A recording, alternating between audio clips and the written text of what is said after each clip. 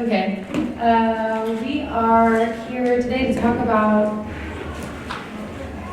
really where queer independent cinema is going in the light of a shift in a more commercial fare, where you're finding more and more characters that are, maybe they're the best friend, maybe they're not the lead, but they are still representative. The question might be, do you think that they are properly representative? And we'll get to that as well. But we're just going to talk a little bit about where we're at, where we think we're going, and yeah. So I think we should introduce, each of you introduce yourselves so everybody knows who you are. Who are you? Oh, my name is Jane Clark. I'm a filmmaker, web series maker. I'm a content creator. I produced Elena and Dunn, and then I made a film called Meth Head, and then I made a film called Crazy Bitches, and then I did a web series called Crazy Bitches that comes out in June. And it's a VR project. I just making shit. That's me. Okay. My name is Marina Rice-Bader. I am a filmmaker. I created 5 narrative features for the lesbian niche audience, and basically women in general, under the banner of Soul Kiss Films, and that company is now retired, and I'm launching a new production company called Play Big Pictures, where I am telling universal stories through a female lens. Women's stories, romance, done. Universal stories with women at the center, the women saving the world, the women going on the adventure, the women making the daring choices. That's what I'm all about now. And I've got a female-driven action film that I'm going to be creating, and a smaller budget film, and a 6-episode limited series called Aubrey Goes Down. And it means what it means. Yes. Hi everybody, I'm Dakota DeBellis. I am a creative exec over at Bruce Productions, which is a production company that focuses in film, television, and theater. We've done projects like Kinky Boots, Dear Hansen, Mean Girls the Musical, and I was brought over about 4 or 5 months ago to build out the film and television arm of that. So we're developing a bunch of great fun films and TV shows. One that I'm really excited about is Station 11, which is going to have a queer female lead, which is always fun. I spent some time at CAA before coming over to the production side, and yeah, that's it. Hi, Jane, I was going to say, the name of my memoir is also Crazy Bitches, so can I show the rights? Yeah, I already talked to them. I got a trademark and everything. Sorry.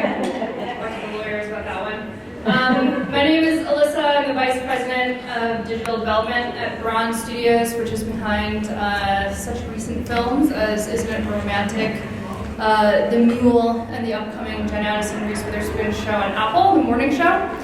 Before that, I was the head of digital strategy at Fox Searchlight, so I worked on films from Battle of the Sexes to The Favorite and Shape of Water, all of that, and also wildly commercial properties like Fantastic Beasts and Where to Find Them and 50 Shades of Grey. So sort of seen the gamut of Hollywood in terms of segmenting and targeting audiences, and I'm really excited to be here.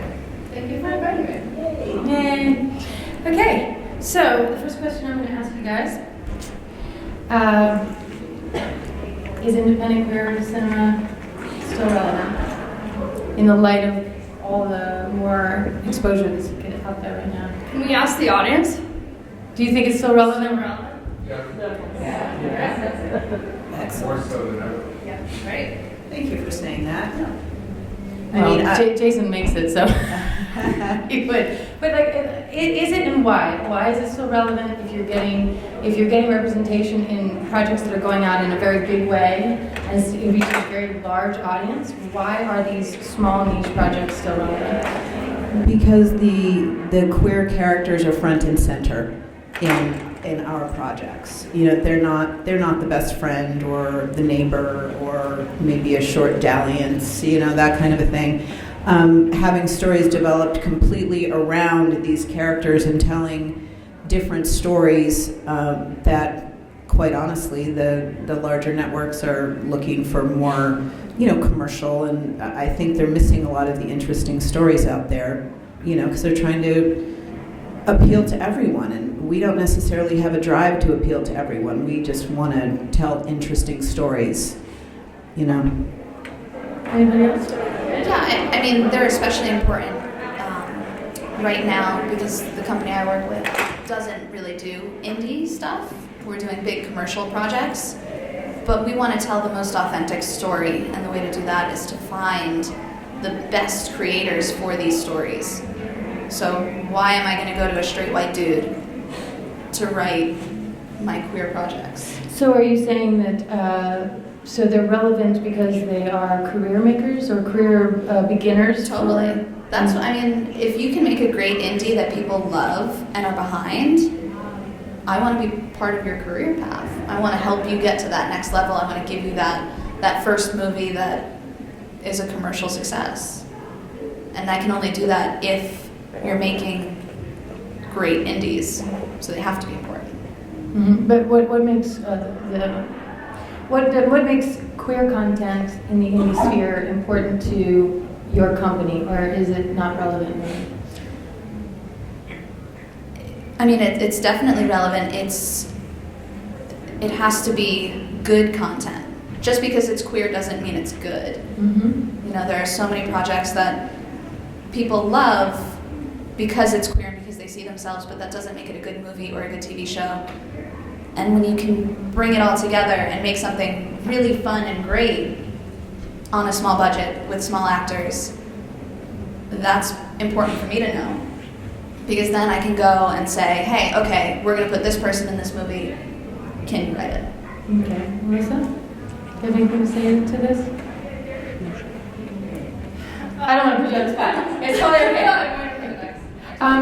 So you're raising an interesting question or situation, because you say, well, if they make good, you know, if good movies are made that are in the queer content space, and they are fun and interesting and all of that, it raises the question of how do indie filmmakers raise the finances to make the great film that catches your eye so that you do want to hire that person. Because I think one of the problems that is faced in this sphere is that when you're forced to make, like for instance, Crazy Bitches, the web series we made for $70,000 in 8 days, and it's a feature length, really that much content. It's insane to ask a filmmaker to do that.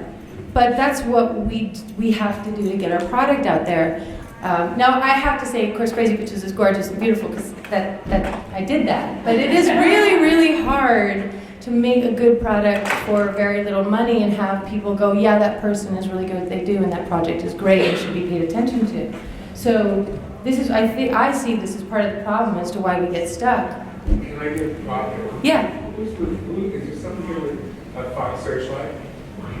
So with Nancy Utley, who's the head of Fox Searchlight, and I had the privilege 2 years ago to work with her on a film called The Birth of a Nation, where an openly gay man got to play a white heterosexual Christian plantation owner in 1831. And I went to the premiere of The Favorite, a film that basically is about lesbians. Pretty much so. Lesbians and bisexual women, however you want to take it in the year that it was done. And I said to Nancy, I said, was this an acquisition? Where did you get this movie? And she said they made that movie.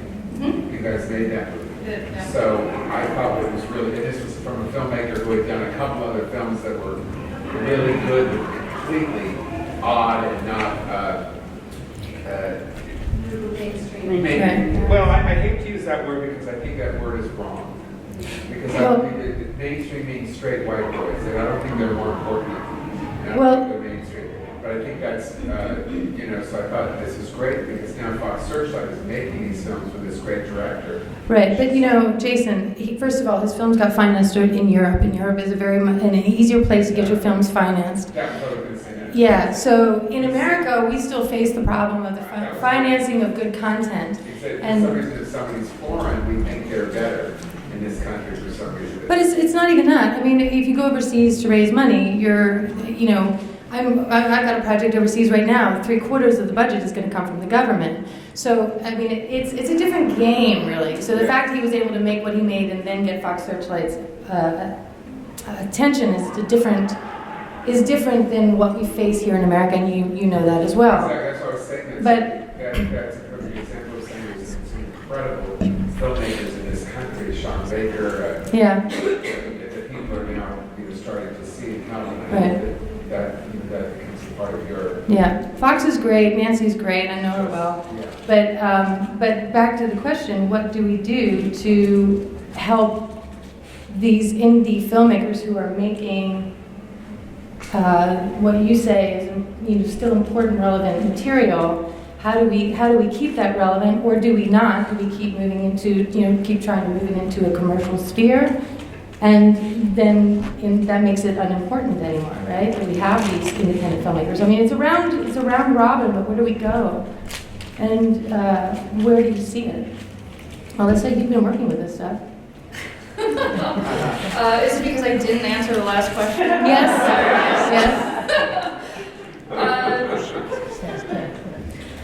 I mean, I think that the first metric to any of this, which I think is absolutely subjective, so don't get me wrong, is discoverability. And Yorgos had these, while not commercially successful titles, culturally successful titles, in Killing of a Sacred Deer and The Lobster that we were looking at.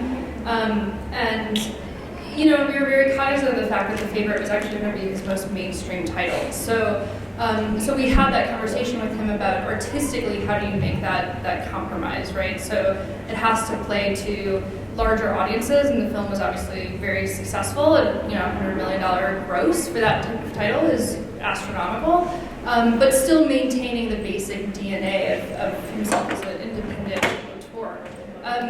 In terms of discoverability, I mean, either having these films out in the marketplace, but also it doesn't need to be theatrical. I mean, we've seen such a seismic amount of content come from platforms like YouTube, from Facebook Watch now. I think, eventually we'll see music adaptations from platforms like TikTok, where we just see that the culture has gravitated toward it, and then we pick it up and make it into something bigger. So I think it's a matter of, how do you check that box of discoverability and just put your content out there to be shareable and discoverable from the beginning. And how do you do that? What do you mean? Put your content out there to be shareable and discoverable. Well, I mean, it totally Do you depends need on money? the medium. I guess I'm going to go to this. Do you need money? Do you need marketing money? Or can you do it all on grassroots word of mouth? Because it seems to me that you still have to have a little bit of cash. Yeah, you know what's fascinating about queer content? I've spent 10 years in digital, in some form of digital, a lot of it being marketing. That when it comes to queer content, you actually don't need the funding. That's actually just an incorrect assumption. The more mainstream you are, the more money that you need. But when you have queer content and you're putting that on YouTube, it's actually incredibly easy to hit numbers like 10 million views just by putting in the correct tags.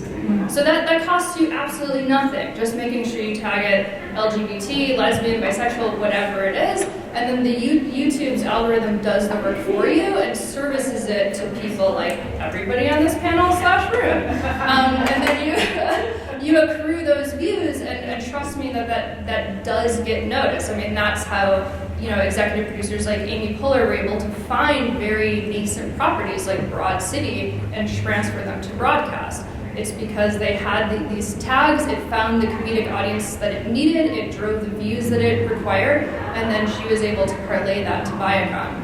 So I think it's an incorrect assumption that you need a tremendous amount of money. You just need to be more strategic about it and know where to find this audience. Well, can you make your queer content something that you actually make a living doing, as opposed to being discovered and then moving into a bigger arena can you actually make your content and get a paycheck out of it by just putting it up on YouTube? You know what I mean? It's like, that's fine if you are the fish in the pond and you're trying to shoot the fish in the pond sort of thing,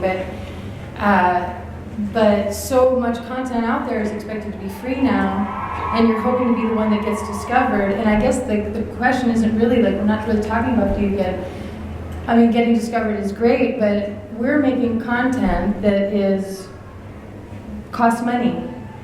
And eventually you have to actually make the money back so you can go on and make something else, even if you're living in this small world. And you can't really count on getting discovered and making a Fox Searchlight movie. So it goes back to this relevance. If it's important still to make this type of content, how does the content creator exist without financiers? And if you have financiers, how do you pay them back if you put it out for free? Well, a script doesn't cost money. Well, no. So if you can write a great script and you want to do something with that script, fine. If you can get it out to producers, executives, whoever, agents, if you can get staffed on a show or whatever, let's say getting staffed because it's probably the most common thing. You can be on a show and then work on your own stuff when you're not doing that. So you're getting a paycheck off of your queer script that you wrote for a different show. And then in your spare time, you can create that content that you actually want to create. And that's, like I said, a script is free.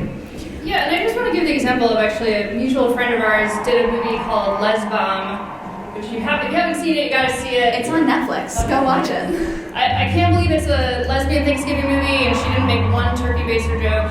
Which is fine. It was too late by the time I gave my creative notes. I was like, I still hold that she could have gone back and re-edited it. Why am I sitting next to her on the um, other side? But the model she used was actually it was inadvertent but actually really effective. And basically what she did was she made this short for no money. No money whatsoever. This short was probably 5 minutes long. I think she filmed it in an alley behind her house. It's okay. Anyway, so she put it out there on YouTube, but she tagged it. She got LGBT audiences to see it. She galvanized that type of support in our community. She reached out to the Trish Bendixes of the world who advocate for queer content, and it got enough attention that she was able to then get financing for a feature film, which then became Lesbom, which she distributed with I think it's Peter Fairley, I can't remember which brother it was, as EP. It had a theatrical run, it went on iTunes, performed extremely well, and then is now on Netflix. So you don't always need to start with the financing for the feature in mind. Again, she sort of did that little toe dip on a platform like YouTube, and then was able to drive the financing that way. And I just hired her to write a new TV show for me. So she's just she's crushing it off of one little 5-minute. And I'm still criticizing her for that turkey baster. We don't take your notes, thank you. So here's something that I've been thinking about. I think it may be on that list somewhere, but with the ability to see lesbian and bisexual, queer women, basically of all types, to see them in these larger, more, well-produced, moneyed productions, right? Where the production value is high, you've got, stars, and you've got all these amazing things. And the occasional star-driven lesbian film, like Carol, or The Kids Are All Right, and, the Rachel's, their movie. Are the small indie films and web series, etc., are they still worth viewing to you? Do you know what I mean? Do you still want to watch them when you've got the flashier, big names, etc., available? Do you still care? And now, since we're seeing ourselves in more places and we're more well represented, Do you still want to go back and look at the projects that don't have that kind of star power and don't have the same production value? You know, are you really honestly and truly still watching them? And this is a great time to be honest, because we care about that. We care what your thoughts are about that. I understand when you've got this big shiny thing and you've got Kate Blanchett, and all these others, the Rachels and all those other amazing women, and they're kissing or there's love scenes or whatever. Are you still going to be interested in watching the $200,000 film or the web series, or are you kind of past it now? No, go ahead. Somebody in an earlier panel, I think it was yesterday, mentioned that actually, even if there's more content, what's happening is that viewers are just watching more. Yeah. So actually, it's true. As like someone who wants to become a filmmaker, I do also grapple with, and I'm not even American, I'm from Brooklyn, so like there's like whole other aspect, and like with media conglomeration, you're like, oh my god, Disney's gonna know everything. What's the point of doing it? Right. But they're going to make holiday film and Christmas story, like, if the bigger studios are going to be able to do all the stories that initially envisioned, because they didn't exist, and they're like, I'm going to go out there and create that. Right. But now they're doing it. So, yeah. Going back to the beginning, like, even today, like, the film festival, I know Steve Basketball, and the film festival, like, it's a struggle to get some people to go there now. It's showing now in the film festival. Yeah. And people, the filmmakers aren't like, hey, please come to the film. Short things can be showing there, please come and see it. Like, not everybody will be going there. Because some people will be more interested in, seeing like the guests, which I also understand, because the guests have. Right. I'm sorry. I'm going to let someone else jump in real quick. I mean, basically, what we were looking for was a show of hands of, do you, And they did. yeah, will you still? Do you want to? Yes. Yes. Here's the Stop question. touching me. I'm going to touch you all I want. I'm going to touch you. Touch you. Do you think that the mainstream representation is accurate and strong enough for the most part? Do you think that we're still short on that? Alissa and I are gonna fight. Still short. Why Still do you short. think it's short? I don't see women who look like me. Oh, that's a good point. Yeah. Yeah? Well, that's a cool. I think across the board, women, gay women especially, are so hungry for content and representation that we, more than any other subgroup, go out of our way to find those indie films. Because whether or not there's representation in the mainstream way, there's a lot of real estate between LA and New York, and that's where most of us live. Right. So Alissa had something that you wanted to talk about on this, and I was literally just listening to you and like, now what the fuck was it that Alissa had to say about this? Damn, it was something really good. Can you remember what it is that you had to say about it? What the hell are we talking about? No, they're about to fight. Yeah. We're gonna fight. So just We're definitely gonna let fight. them. They're about to fight. Let them do it. These girls are really smart, and this one, I want to clone her. The one in the end, I want to clone her and have one for my very own. It would not be an orphan black situation. No, it's fine. I'm sorry. You're sweet. I mean, to answer the question of demand, right? And it goes back to Jane's question of how do we get more financing, right? Like, I'm not a content creator, but I know from speaking to Marina for a number of years that the offering from companies like Netflix has just narrowed, right? So because they're shifting their focus, they need to totally understandably compete with like the Disney Pluses of the world now, right? So they need to be producing things like Bird Box. Get it? But when it comes to demand, and what's your name? Me? Yeah. Melissa. Melissa. So Melissa was like my favorite point in this entire discourse around this, which is that there are just millions of LGBT consumers, especially in this country, who are the reason that small movies like our friend Jenna's found 10 million viewers on a 5-minute YouTube short, right? And I think that in order to keep driving companies like Netflix, and I think even after Netflix, companies like Facebook Watch and like Quibi, which is DreamWorks' new platform, and they're looking for content right now, short-form content. We need to demonstrate our demand. Like, so when there's some sort of queer narrative that's out there, regardless of medium, it's so crucial to galvanize our community to show support. And it doesn't matter if you don't like movies like Disobedience or you didn't like shows like One Day at a Time.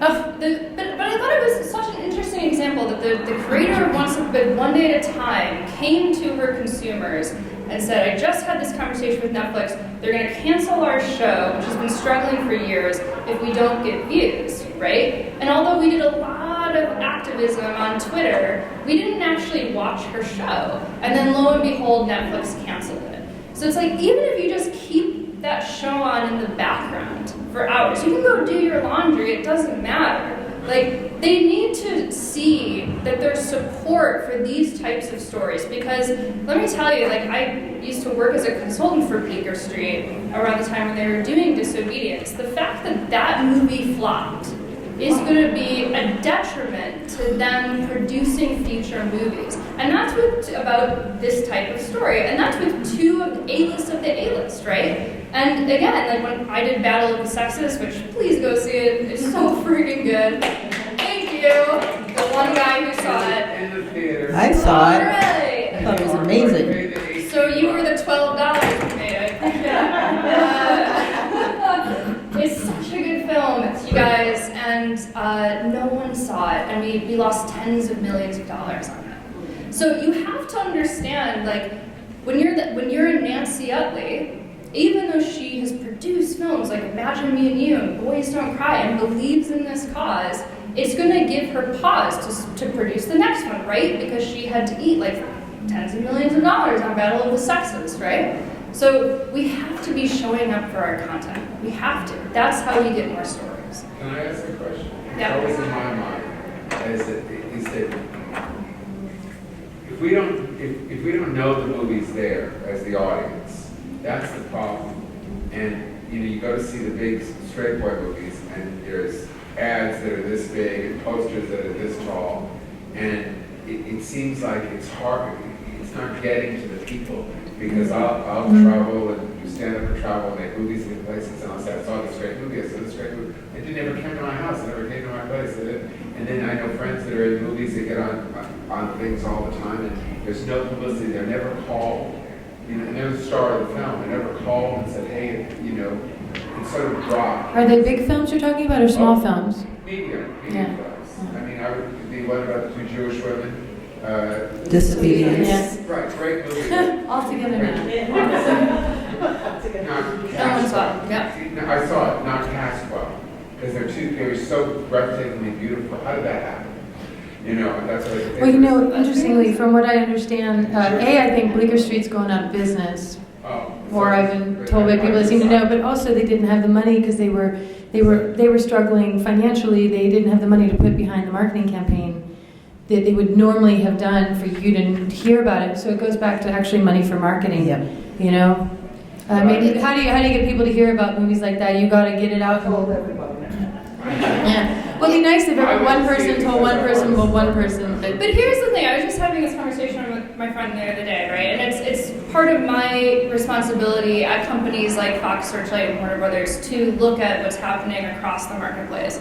And we've seen, part of the reason why films like Crazy Rich Asians have been so successful is that community came and bought out just like droves of theaters opening weekend. I mean, that drove their opening weekend box office. And I was talking to my friend about this, like, when Disobedience was coming out, even when The Favorite was coming out, which did well, and I'm on Facebook all day, guys, like, this is what I get paid to do. Like, I never once got asked, like, hey, you know what, you guys, like, lesbians in LA, we are gonna go, like, buy out the ArcLight, we're gonna support our stories. That has never once happened, and that's so crucial when it comes to having that halo effect, because if you can say, like, hey, The Favorite did X amount of dollars, $100 million, then your next film about that type of storyline gets financed that Yes. much more We have a easily. question back here. You want to ask it? I do have a question. So I saw Disobedience, and we're all from Orange County, so we're only an hour from LA. And something like Disobedience, we had to drive to the ArcLight in North Hollywood to see it. So, and I can't even imagine what it's like in the Midwest. So what do you think about Should've gone to the support? one in Hollywood, it's closer. I know.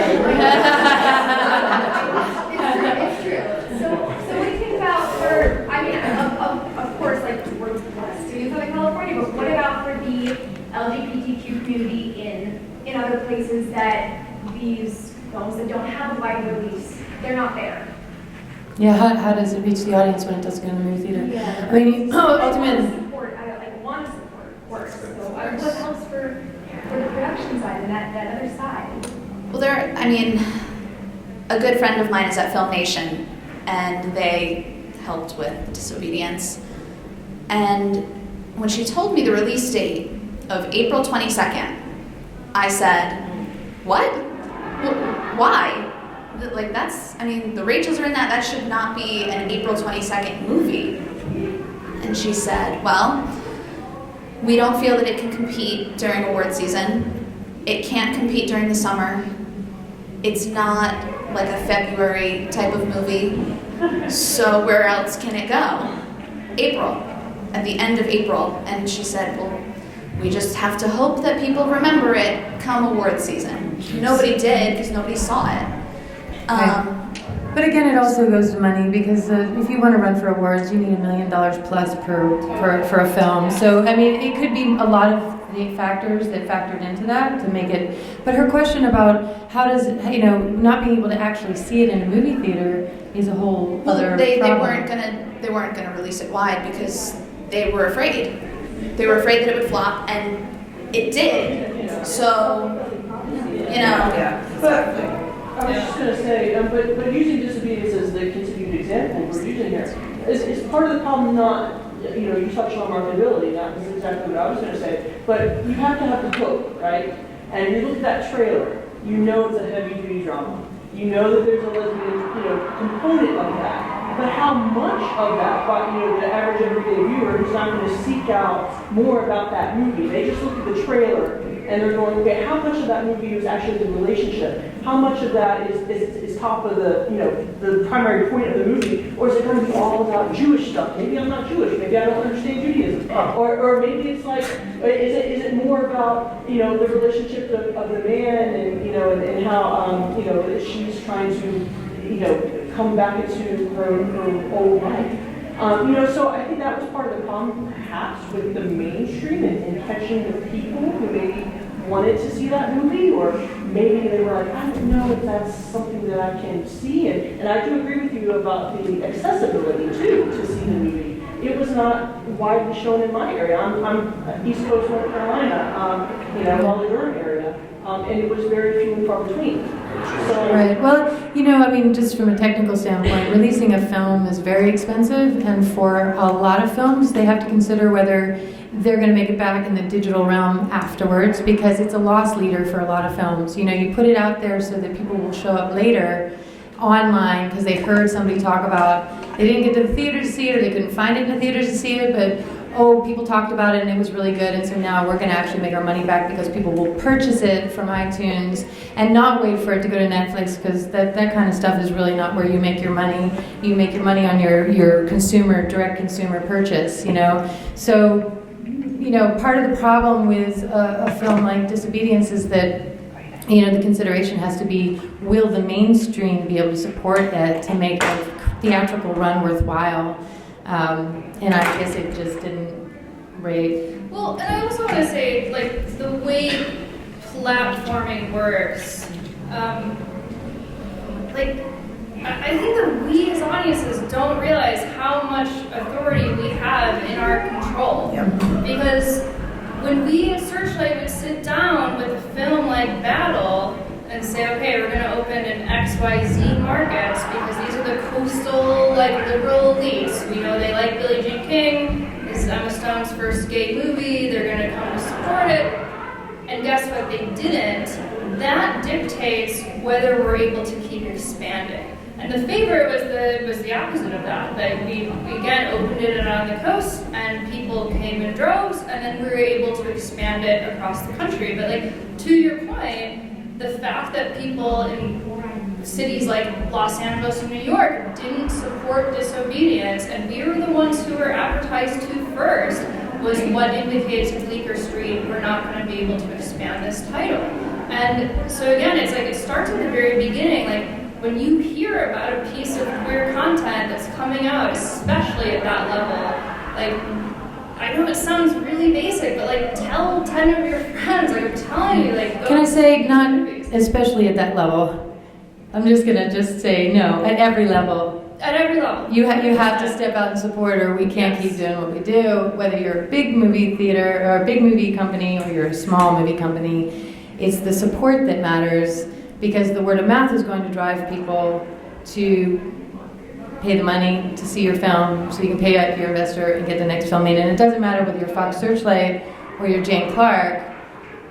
We're all working. It's just it's all relative to your budget, but it's still important that the numbers are there for all of us. You know. I asked you a question about casting. I do love those two actresses, and I thought they did a great job. But I think that I don't know how you feel about this, but you cast two people that have no connection to the lesbian community. And that's a good on one. the other side of it.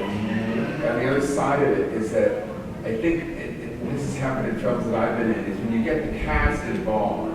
Because that's what people are seeing as the cast or the director that they love, or there's something about the book that it was made into.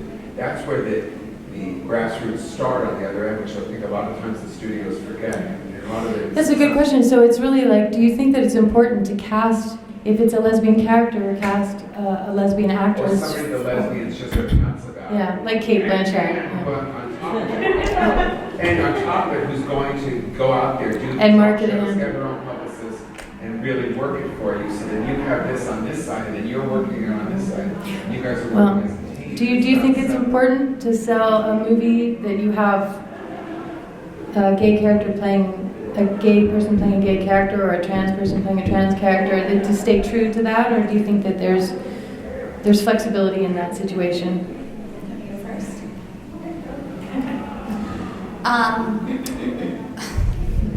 I think that having the correct creative team is crucial, not just for queer content, for all content. Right.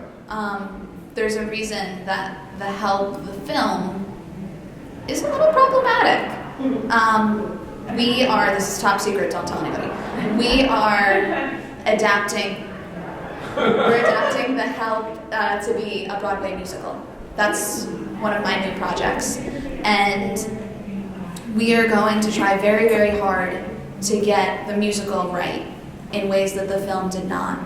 And we are looking very hard at who that creative team is, who's going to write the book, who's going to write the music, who's going to direct it. We're not going to have, John Doyle, who's a wonderful Broadway director, but he's a 65-year-old white dude. We're not going to have him direct it. We're not going to green book it. So I think that this is the same thing with queer content.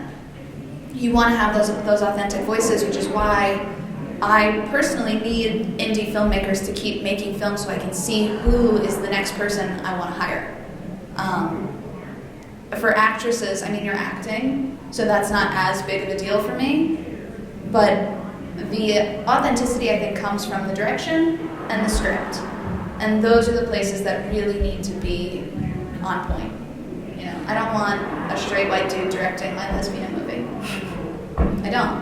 And I don't think you guys do either. Well, yeah, but go ahead. Going back to the problem that we just, I'm sorry. That's all right. Either one. Why don't we go back with you, and then we'll come back to you. Yeah. Okay, sorry. Just going back to talking about how The Favorite performed versus Disobedience, just something interesting, at least in my community, that I heard from a lot of people, where a lot of people didn't realize The Favorite was a queer movie based on the trailer. I had seen the trailer Good point. 3 or 4 times, and I know there's the comment that Emma Stone's character makes about if she were a man, she would ravish her, but like besides that, I had no idea, so it wasn't on my radar to see, and it wasn't until like a bunch of gay men were like, it is so queer, you have to see it. And then I saw it, and I'm like, why? You know, whereas like Disobedience, like that was all they showed in the trailers, it felt like, and then the whole time I'm in the movie, I'm like, okay, this is a lot of religion stuff to sit through to get to the spit scene, like. So I don't really know what my question is here. I guess like speak a little bit more to how they're marketed, because it seemed like, just interesting choices, I guess. Yeah, I mean, that's, Too, like, and I don't know how marketing changes in territory, but a number of my queer friends said, had I known that the queer storyline was as authentic and robust as it was, I would have paid to see it in the theater instead of on iTunes. So That was more the focus of the trailer. Like, what is the movie going to be about? Is it going to be, you know, the gay character front and center, the true story of that person's life, or is it going to be like some, you know, and that's part of the mainstream. Your gay characters they're just gay, and that's their whole storyline. And they don't have the indie content, which is more real life. And to both of your points, like I think that we have to drive that bus, so to speak. Like the argument was, well, it's probably not going to be robust because it is a big production and it's not indie, so that authenticity isn't going to be there. And so that we didn't see it, and then we get angry when we don't have those same voices in the big production. So we have to go. Yeah, I think that in terms of, to both of your points about how much of, you know, the queer narrative do you show, how much of the, you know, the other elements of the film do you show, I think that when it comes to queer stories, we're still navigating that area, and I think that it's largely due to the fact that, with the exception of films like The Favorite that did well, and Carol did decently well, I think that we, as a community, think it did much better than it did. You should Google it, but anyway. Cleveland Trek costs a lot of money, you guys. For Glam Squad is no joke. Have you seen those blazers? Anyway, I think we're still navigating that. I truly do, because I think that, you know, we haven't really crossed a line in terms of being an audience demographic compared to films like Crazy Rich Asians, Black Panther, Girls Trip, etc. And again, this is something I was talking about the other day, the fact that Little, you know, which is the Regina Issa movie that's coming out soon, I think today actually, that 2 years ago, that would have been squarely marketed at women of color. And now, because of properties like Girls Trip, which have demonstrated that they can just drive like massive amounts of box office, now it's broadly marketed, right? And that dictates, you know, again, how much you finance the film, how much money gets put into the marketing campaign. I mean, every single thing is soup to nuts. it also depends too whether it's a drama or a comedy, and how the audience steps out for a drama or a comedy, because, you know, I'm fast to go to a comedy and I'm slow to go to a drama, and I made dramas. I'm gonna keep making dramas and I love them, but I am really slow. And then I'll go through the iTunes thing and go, oh, I really want to see that, but yeah, I don't know, I'm gonna do that comedy, and I'm gonna, you know, second act, all right, I'm gonna watch J-Lo again, you know, it's so it's like that is impactful too in terms of the box office and how people step out, because, you know, you can't really compare a drama like Disobedience to Girl Trip because it's, you know, apples and oranges, but Girls Trip, you know, but it's also the power of women, because, you know, that Girls Trip shows, like, when you put a film out that is about women and women go, you know, all the successful films that came out this year or last year that are about women, that were women driven, you know, girls got together and went, I'm going to meet my girlfriends at the movie theater, and we're all going to have dinner first, and we're going to get drunk, and then we're going to go see this movie, and they you know, just drove the box office, became a group effort to support the film. And I would get emails from people going, it's the opening weekend, we have to go. And that's the kind of stuff that you're talking about. It's like, opening weekend, you have to go. It doesn't, you know, so like I have to force myself and go, all right, I'm going to go to this drama opening weekend at the damn theater so that I can join in and support you. Yes, after party at Cantor's Deli. Yeah. After disobedience. Yeah, but I'll get to it. All right, matzo Yeah. ball soup. I'm there. I'm totally there.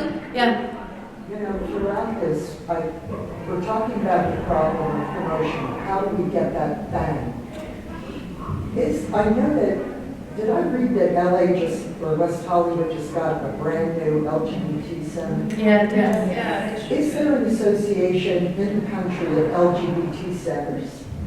Is there any way within our community to promote that all at once, we're going to take over a screening room or a theater all on the same weekend from coast to coast?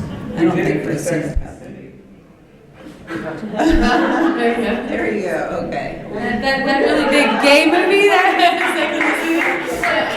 We won't, but men won't support, we did it for Brokeback Mountain. I remember going to see Yeah. that at the Grove, and every gay guy that I've ever met was there that day. Well, that's always the statistics too, that gay men will absolutely go to the movie theater and support the movie. The gay and women won't do The it. gay women won't do it. The statistics are Yep. terrible. Well, women will support music and comedy. And that's right. But still getting up and going out To the movie. and buying a ticket at the theater to support and make sure that a film is successful. It's, and I say this from, many years of engaging women, and not only as a content creator, but also, I'm on the Outfest Board of Directors, and I created the Women's Committee, and I work very diligently on connecting to women and getting women connected to our community and getting women to come out and women to be seen and heard. But I'll tell you, it's really difficult getting women to come out and show up. In women in general, and then when you bring it down to our community, who we really, really need from time to time to show up and to be a big voice, it's next to impossible. And many people are trying to crack that code. I hope one day that we do. I think it's just bringing everybody involved. It's more than just the studio attendant, but it's bringing the actors involved, everybody that's involved in the picture. That's what been my experience with the success of the film, is when you get everybody involved and wants to support it. They worked on the film as a family to really support that film and hire people that will not just do the movie, but will walk the walk after the movie's release. Well, it's more than just film too, right? It's television, it's theater. Theater, I mean, there are no queer female stories except the prom. Which is so good. Sorry. Oh, we'll fight later. No, you're gonna fight with everybody. I'm gonna fight with everybody today. But the prom, which Ryan Murphy is turning into a musical film for Netflix. Great, cool, okay. Other than that, no queer females on the stage. That's And amazing. I hadn't even thought of that. That's so true. it's horrifying. Yeah. Yes. Excuse me? Fun Home.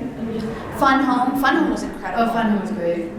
I just want to make a quick comment on something that I've just kind of recently known, because I'm kind of newer to the queer community as far as just being open. And Welcome. Thank you. And there's so much division within the community amongst different groups, and I felt like if it wasn't just like, only lesbians showing up to support lesbian movies, only gay men showing up to support gay men movies, if we all supported each other's stories as one big community, we'd be so much bigger and so much more powerful, because the LGBTQ community worldwide is massive. But when you try to split it up into each tiny little individual identity, and you're only clinging to that, it becomes so much more smaller and so much more, it feels so kind of like closed door. And it's just a comment, I was like, it would be amazing, just like when whoever brought up the LGBT Senate bill. But bringing together the entire community of trans, non-binary, gay, lesbian, bisexual, pansexual, asexual, like if everyone as a group supported each other's story, I feel like it would happen so much faster and so much more powerful. Because really, if you're comparing like the US, let's say specifically lesbian women in the US compared to the Asian population in general, crazy irritation, you cannot compare, it's not the same. But somebody once said to me, why don't you just ask for $1 from every lesbian, in the world, and then you would have more money than you would ever need to make your movies. And I was like, okay, how do I get everybody to give me $1? I don't know. Lesbian dollar. But you're right, there's power in numbers. There is power in numbers, and actually these numbers are well-researched, but almost never brought to the table when it comes to, looking for, I don't know, you guys speak to it, I've never heard it in a table in a room with me. But the LGBT segment, just in the United States, like the output, we were just talking about this a few weeks ago, is $1 trillion economic output. Like it's something like the 10th largest economy in the world. If we actually collected our collaborative buying powers. Even if you put a fraction of that behind a film, I mean, think about it. We have like maybe 3 movies like Disobedience that get theatrical releases a year. I mean, like, it's not that difficult to show up with your $10, like 3 times a year. Like, if we put our spending power behind it, I mean, that would send just waves of messages throughout Hollywood the same way that Crazy Rich Asians and Girls Trip did. Agreed. Yeah. All right. That's daunting. So I'm wondering then where we stand at this point if we're going to. Where to give our dollars? Yeah, but that's so easy to say while we're all sitting here. But what actually needs to happen to shift what the current state of affairs is and the future? I mean, it's easy to sit in this room and go, well, we're gonna give our dollars. We need to do X, Y, and Z. But there needs to be something different happening. Otherwise, we all walk out of here and it's the same. I mean, nothing changes. Yay! We're changing. No, really. So, what needs to happen? Where do we shift? Can we talk about the status of, the content itself? Because a really interesting point is made. We look at Crazy Rich Asians, we have Girls Trip, and some of these other films that are more successful. You look at the climate that we're in right now. So there's always a correlation between what's trending and where we are politically and socially. Yep. So I'm not going to go see a very big drama that I think I'm going to need to bring back a razor blades for. Right. To the movie, I'm just not going to do it in this kind of climate. Now, I may watch that film at home and steel myself and be prepared to okay, I'm gonna get the tissue box, But when we look at the population support, what creative elements are we attracted to at the moment, and where are people spending their dollars? So I think it's a bigger conversation, not just me personally. I've been around too long to just go see a film because it's gay. All right. Well, that's interesting too. I think that's totally fair. Yeah, And I've seen every coming out story. I don't want to see another one. I've had my own since I was a child. Any way you can tell a coming out story that has a done with it. And so you can't compare Crazy Rich Asians, Black Panther, and then Disobedience. There is no comparison at all to those films, aside from the fact that they are geared toward a disadvantaged or minority population. But other than that, that's the only similarity. Well, I think that wraps it back around to the independent queer space, because that's where you can actually make anything. I mean, you don't have a lot of money to do it, but you have the freedom to make your own decisions. And so the question is really, how do we continue supporting then the queer independent cinema so that those unique stories continue to be made when they're not being made in the mainstream? Because it seems to me the mainstream does continue to make a lot of coming out stories, and that's great, but that played Outfest, 20 years ago. So, what is your thought on that, Marina? Oh. Because you're doing it. Yeah, what I sort of discovered, I think, and why I'm moving in a different direction with the projects I'm doing from here on in are kind of exactly what you just said. It's not. I'm not gonna go see a movie just because it's a lesbian romance or there's 2 women together. That's not enough for me. I made 5 of them, but it's because I was in a specific place at that time and I saw that there was a need, but I don't necessarily see that hole that needs to be filled anymore. So now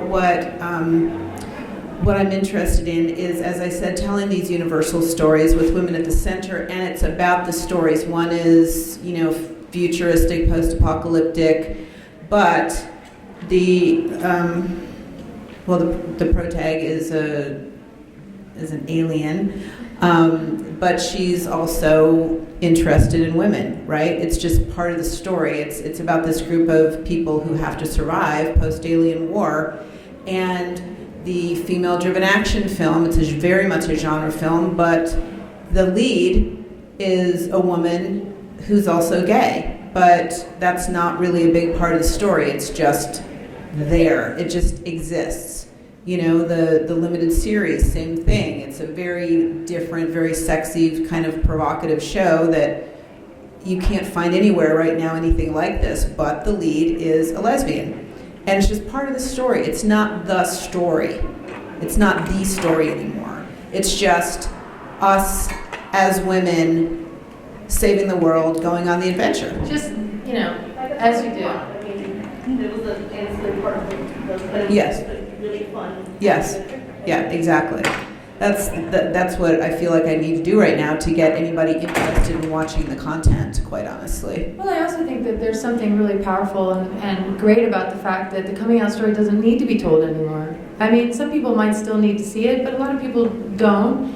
And what? Not in the same way. Not in the same way, exactly. And I think that gives freedom for a whole other arena of stories to be told that are sci-fi, like the panel that did the reading in here prior. It was a apocalyptic story with lesbian storylines, but it was about, a disease coming into the town. It's, a different thing. And, so it gives the filmmaker more freedom with their imagination to go out and just go, I don't have to just tell the story to this, this very narrow point of view. I can actually go, do my ghost story. I can do my, female trucker drives across country to save the dog, whatever. You can do whatever you want now. And the audience doesn't expect it, so hopefully it's going to turn out for whatever your imagination drives. And honestly, for me, it's like making genre product now. Making genre product to make sure I get a wider audience. So I can get someone who loves action movies and who love to see strong, kick-ass female characters who own the film. It's like a double thing now, because just telling those stories isn't enough anymore. Well, and I think to get the audience. I don't think it needs to be enough, and I actually think that goes back to what Alissa was talking about. In a way, I think that the commercial world, because they've decided to step up and offer better representation and more representation, has kind of freed us all to follow their imagination. Like The Favorite, what a crazy, insane little movie. It allows, I don't know if you guys feel the same way, but I feel like, in some ways maybe that commercial world that's stepping out that way is supporting the independent filmmaker in giving them an opportunity to tell a different kind of story, and that story will be accepted, looked for, watched, distributed. I mean, 100%. Authenticity doesn't mean putting yourself in a box. That's not what that means. It just means, you're coming at this from a very genuine place, right? I don't want to watch movies about lesbians just being lesbians. I can do that in my in my life. So I don't need that. It's at that point. It's social media platform. I'll send it to you later. It's fine.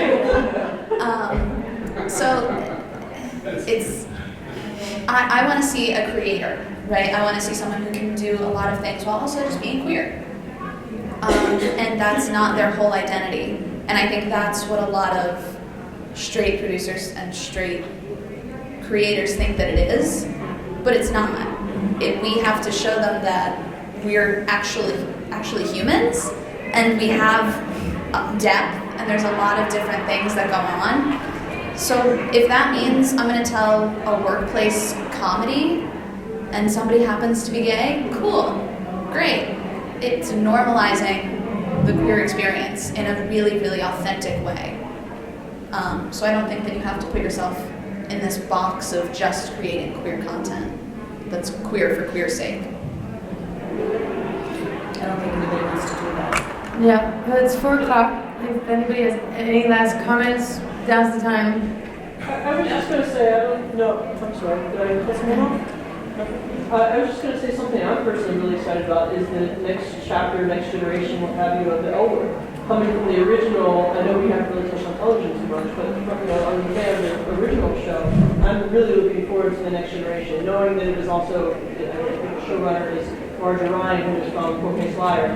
I really enjoyed Four Face Liar for those who haven't seen it. It was kind of a fun movie. And it was nice to have a happy ending for once in LGBTQ movies and indie content. And it's not going to be mainstream, quote unquote, but still, I heard that she's casting a lot of, real LGBTQ plus people. They're not going to be straight people in the lead role.